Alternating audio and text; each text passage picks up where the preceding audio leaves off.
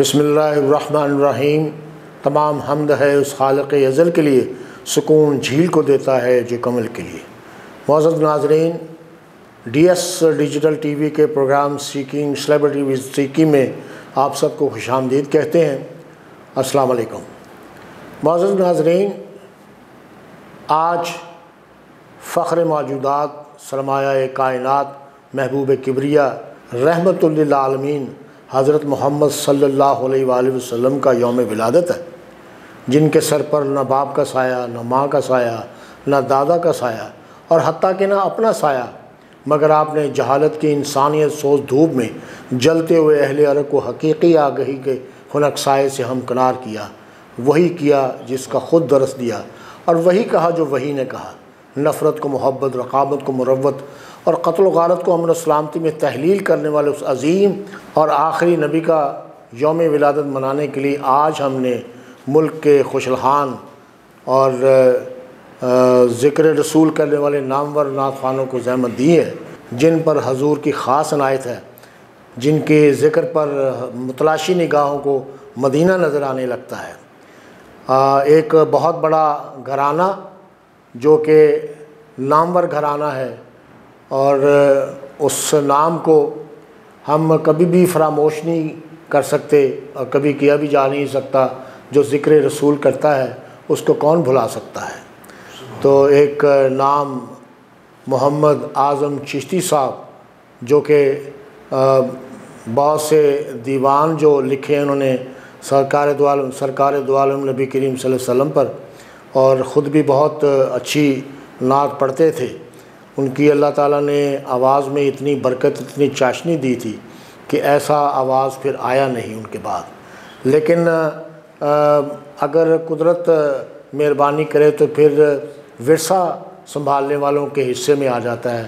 ان کے صاحبزادے جناب محمد ارشاد اعظم چشتی صاحب نے یہ بیڑا اٹھایا۔ اس کے بعد وہ جب اس دنیا سے رخصت فرما گئے تو ان کے صاحبزادے جناب محمد حسیب ارشاد اعظم چشتی صاحب کے حصے میں آیا، جو اپنے والدین کا، اپنے بڑوں کا ورثہ کیری کر رہے ہیں۔ حسیب ارشاد اعظم چشتی صاحب یہاں تشریف فرما ہیں، اور عارفانہ کلام کے چیمپئن، عارفانہ کلام کے استاد محترم جناب نور حسین صاحب بھی یہاں تشریف فرما ہیں۔ آپ سب کو ہم خوش آمدید کہتے ہیں اپنے چینل پہ، اور آپ کا شکریہ ادا کرتے ہیں کہ آپ یہاں تشریف لائے۔ سب سے پہلے محمد اعظم چشتی رحمۃ اللہ علیہ صاحب کے بارے میں ہم بات کریں گے۔ آپ کے دادا کا اتنا بڑا نام ہے، کہتے ہیں کہ یہ بھی ایک بہت پریشر ہوتا ہے بزرگوں کی جو کارکردگی ہے، جنہوں نے اتنی محنت سے نام بنایا اور اتنا بڑا کام کر گئے، تو آنے والی نسلوں کے اوپر ایک بہت بڑا پریشر ہوتا ہے۔ تو میں سب سے پہلے تو آپ کو مبارکباد پیش کرتا ہوں کہ آپ اس ورثے کو کیری کر رہے ہیں، ان کے ہیریٹیج کو آپ ساتھ لے کے چل رہے ہیں۔ تو آپ کو کیسا لگتا ہے کہ آپ اتنے بڑے گھرانے میں پیدا ہوئے، تو آپ کے اوپر ایک بڑی ذمہ داری بھی ہے؟ جی بے شک، آپ بالکل بجا فرما رہے ہیں۔ سب سے پہلی بات تو میں اللہ تعالیٰ کا اور نبی کریم صلی اللہ علیہ وسلم کا یعنی احسان مند ہوں کہ انہوں نے مجھ پر احسان فرمایا کہ اس گھرانے میں پیدا فرمایا۔ اللہ تعالیٰ نے مجھے نسبت عطا کی اس گھرانے سے۔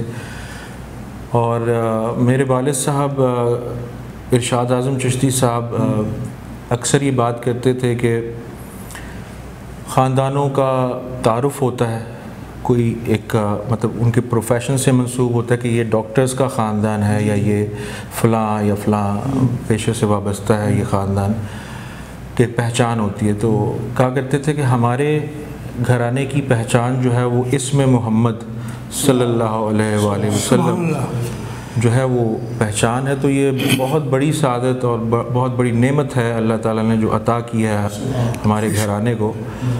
اور جب میں پیدا ہوا، ہوش سنبھالا، تھوڑی عمر بڑھی، تو ماحول جو ملا گھر میں وہ یعنی والد صاحب کے ساتھ شب و روز ہم مدینہ پاک میں رہے. جو بچپن تھا میرا وہ مدینہ پاک میں گزرا, وہیں پہ مقیم تھے, کاروبار بھی تھا والد صاحب کا, اور وہیں پر الحمدللہ سرکار کے قدموں میں بچپن گزرا. تو وہاں پہ ایسی ایسی روحانی محفلیں, روح پرور محفلیں جو ہیں وہ نصیب ہوئیں, اور مجھے بھی تبھی سے شوق ہوا کہ میں نعت پڑھوں. اور پھر جب دادا جی کا وصال ہوا 1993 میں, تو اس سے پہلے وہ تشریف لائے تھے آخری بار عمرے کے لیے, زیارت کے لیے. تب بھی بہت یعنی وہ ایسے, یعنی میں آپ کو کیا بتاؤں کہ وہ کیسے لوگ تھے اور کیسے نبی پاک صلی اللہ علیہ وسلم نے ان کو نوازا تھا. اور آخری حاضری میں بھی وہ ایک بہت یادگار اور ایک مطلب وہ ان کا واقعہ جو ہے آخری حاضری کا, وہ کئی اخبارات میں بھی چھپا ہے, اور وہ والد صاحب بھی ساتھ تھے, میں بھی, مجھے یاد ہے بہت اچھی طرح. تو وہ بھی دعا دے کر گئے تھے, اور انہوں نے کہا تھا کہ میں دنیا سے جا رہا ہوں اور میں اپنی اولاد کے لیے وہ دولت چھوڑ کے جا رہا ہوں جو تا قیامت میری نسلوں میں رہے گی, اور وہ نعت کی دولت ہے. تو میرے اوپر, اور الحمدللہ میری فیملی میں میرے چچا ہیں, پھر میرے اپنے بہن بھائی جو ہیں سب, وہ سب نعت خواں ہیں اور سب پڑھتے ہیں. اور والد صاحب بھی مجھے اکثر کہا کرتے تھے کہ یہ ذمہ داری تم نے سنبھالنی ہے. شاید ان کو کچھ نظر آیا ہو. تو میں تو بس دعا کرتا ہوں ہمیشہ. اور ایک کبھی دادا جی کے مزاج شریف پر میں حاضر جب ہوتا ہوں تو ان سے مخاطب ہوتا ہوں, دادا جی سے, اور ایک ہی آرزو اور خواہش کا اظہار کرتا ہوں ان سے کہ آپ کے پاس تو ایک عشق کا سمندر ہے, تو ایک چھینٹا جو ہے وہ, ایک قطرہ صرف مجھے اگر عطا ہو جائے گا تو وہ میرے لیے دنیا و آخرت کے لیے کامیابی ہو جائے گی الحمدللہ. تو دادا جی کا کوئی جو ان کا بہترین کلام, تو سارے ان کے بہت بے شمار کلام انہوں نے لکھا. میں آغاز ان کے ایک ایسے کلام سے جو موقع کی مناسبت سے ولادت با سعادت کی مناسبت سے پیش کرتا ہوں.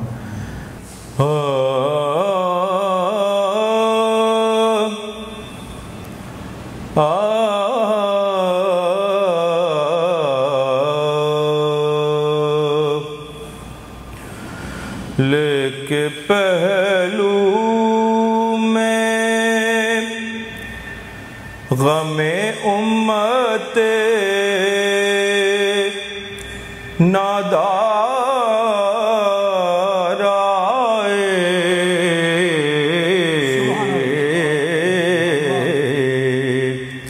لے کے پہلو میں غم امت نادار آئے,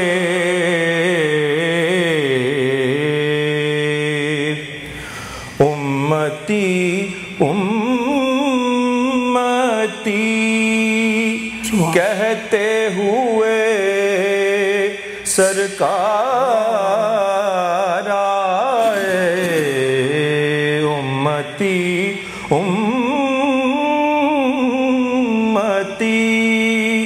کہتے ہوئے سرکار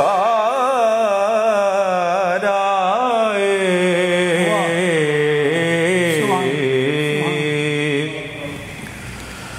کھل گئے محفل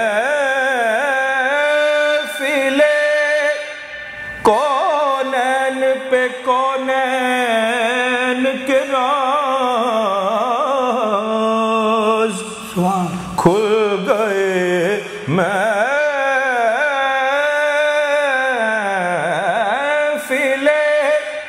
کونین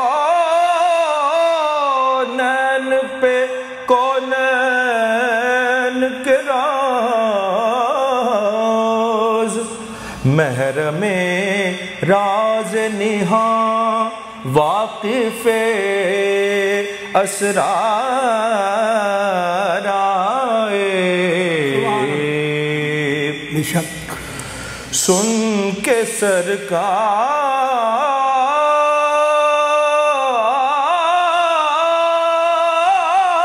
سرکار مدینہ کی ولادت کی خبر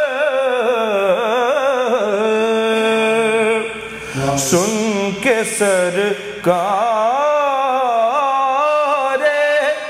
مدینہ کی ولادت کی خبر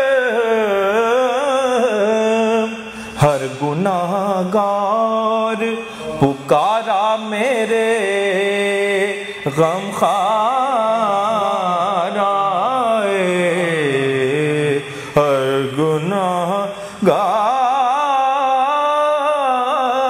گناہگار پکارا میرے غم خوار آئے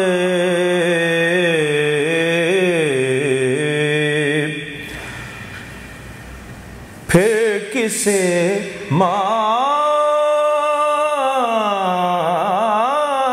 مانگنے کا ہوش رہے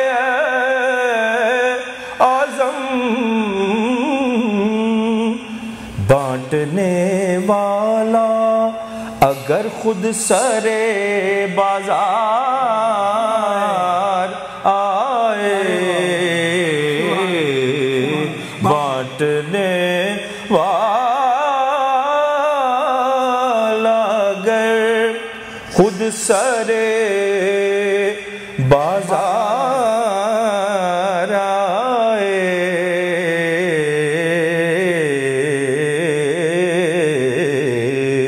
لے کے پہلو